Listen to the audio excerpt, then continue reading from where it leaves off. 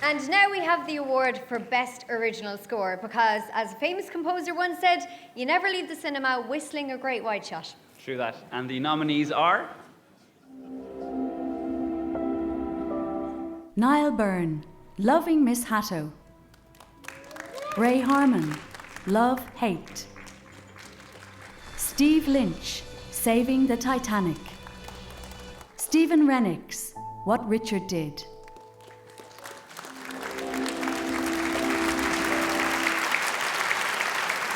And the IFTA goes to Niall Byrne, Loving Miss Hatto.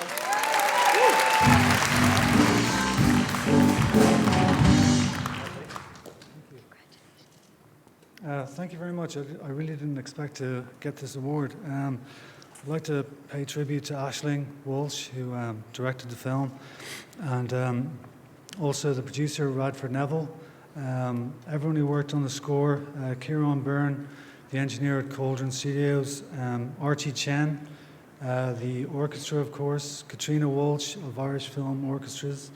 I'd also like to thank my family, and in particular my father, who's supported me a lot. And finally, my daughter Mabel, who's my main inspiration for music generally. So thank you very much.